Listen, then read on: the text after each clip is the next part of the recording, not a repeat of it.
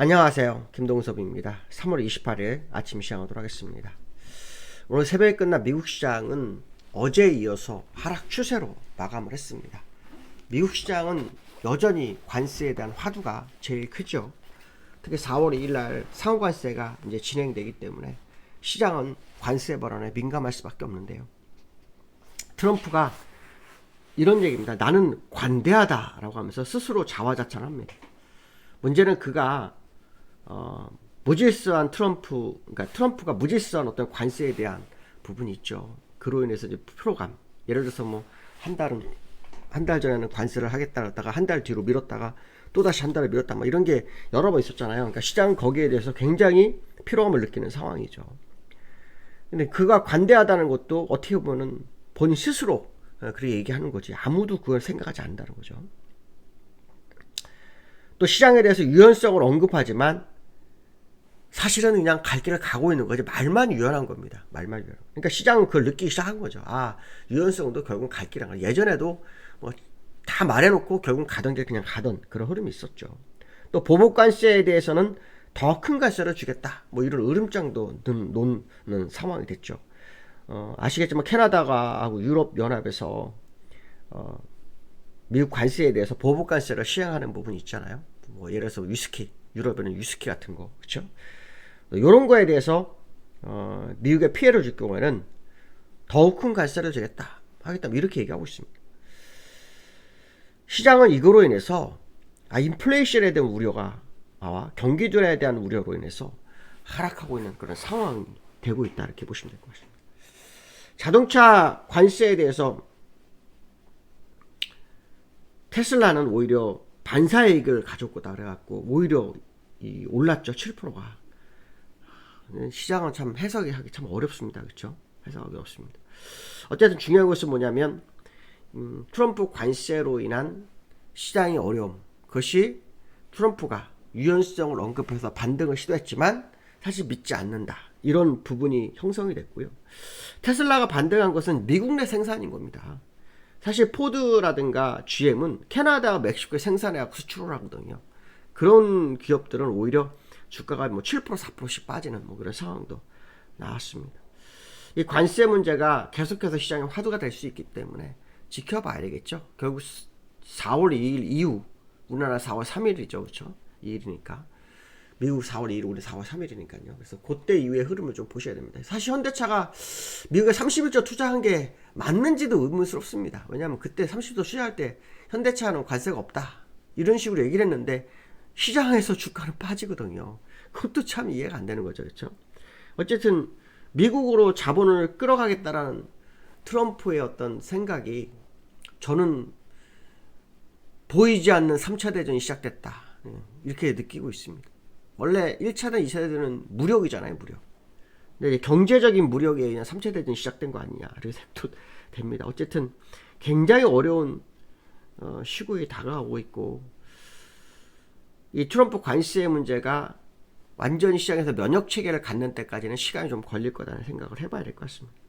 근데 시장은 항상 거기에 따른 뭐 적응 능력이 생기는 법이기 때문에요. 지금 이렇게 힘들지만 변화가 생길 거다라는 생각을 좀 하고 있고요.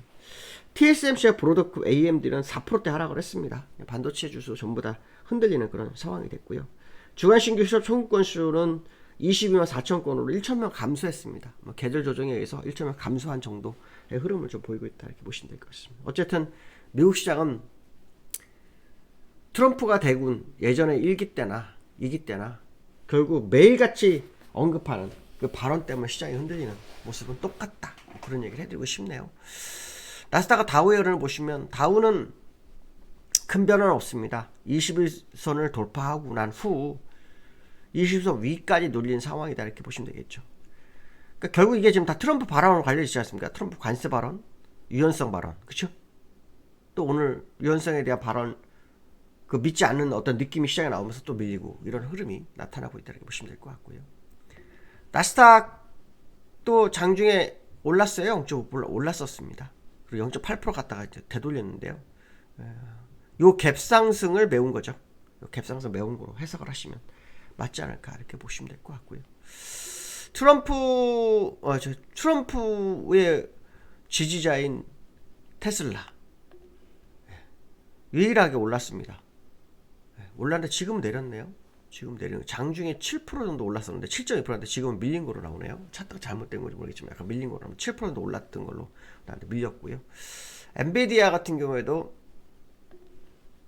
밀렸습니다. 어제도 5% 밀렸는데 오늘도 개파락 시작해서 2% 정도 하락해서 마감하는 그런 흐름을 좀 보이고 있다. 이렇게 말씀드리고 싶고요.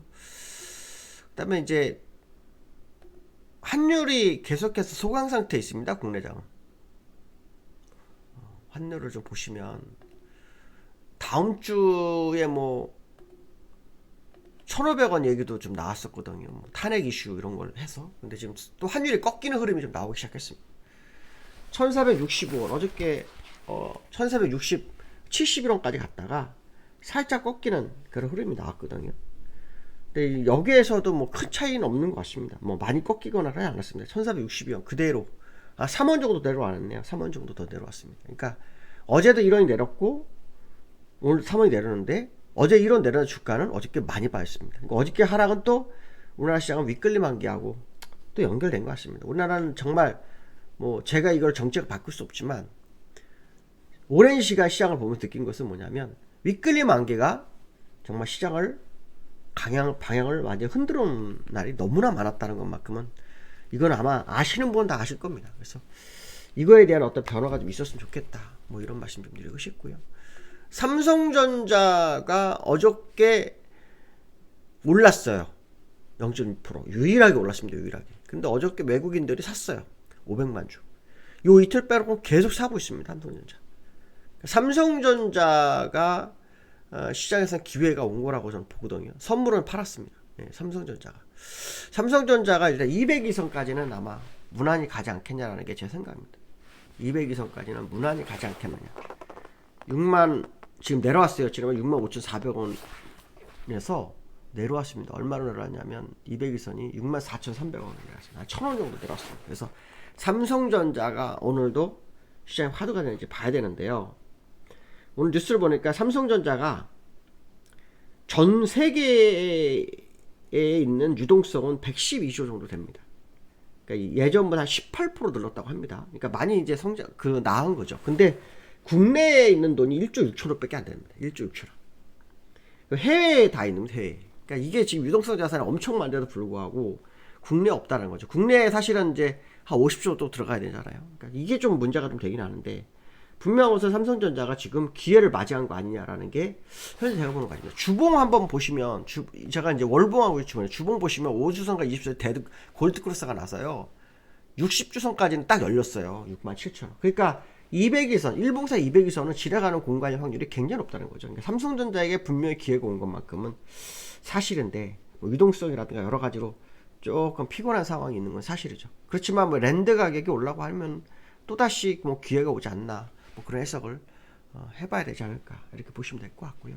그래서 삼성전자에 대한 기대감을 가지면서 시장을 좀 보실 필요성이 있겠다 말씀드리고 싶고요. 코스피가 지금 어저께 밀려서 약간 5일선 꺾였어요. 어저께 2603으로 끝났고 2607포인트로 끝났거든요. 근데 이제 그저께 올랐다가 다시 밀려버린 거예요. 그렇지만 여기서부터 박스권이에요. 저는 그 옵션 가격 때문에 이런 상황이 벌어지고 있다는 생각을 많이 하고 있거든요. 왜냐면 콜이 사실은 꽉 찼었거든요. 꽉 차서 콜이 초대박으로 가느냐 아니냐 요 구별하는 군가였는데 초대박을 못 가고 다시 콜 가격을 빼는 프리를 빼는 상황이 됐거든요. 그럼 이거는 추세를 이탈하는 게 아니라 좁은 공간의 박스를 좀 오래 갈 확률이 높다고 보거든요. 좁은 공간 박스를 오래 갈 수 있다. 왜냐하면 주봉으로 보시면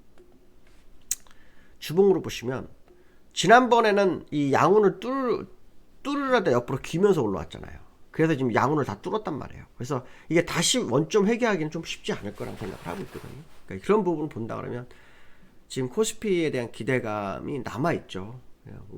어저께 좀 빠졌지만 근데 사실 요즘 그 월 말만 되면 좀 밀리는 흐름이 좀 있어서 그것이 좀 불안하긴 합니다. 월 말만. 근데 특히 그 31일부터 공매도가 시작되지 않아요? 제가 알기로 공매도가 시작되는 걸로 아는데 30일부터는 이 공매도로 인한 시장에 눌림이 있는지 한번 보셔야 되겠어요. 아마 그거에 대한 우려도 시장을 약간 누르는 것 같다. 그런데 어저께 외국인은 샀어요. 막판에 샀습니다. 막판에 샀습니다. 그러니까 결론적으로 말하면 지금 이 외국인들은 공매도가 실제로 진행되기 전에부터 시장 진입을 시작하는 거 아니냐 이렇게 해석한다면 어제 하락은 좀 윗끌림 만기에 대한 어떤 우려로 하락한 거, 아니면 윗끌림 만기로 인한 수익의 극대화를 위한 하락, 뭐 이렇게 해석도 해봐야 되지 않을까, 이렇게 말씀드릴 수 있을 것 같습니다. 오늘 여기까지 하겠습니다. 감사합니다.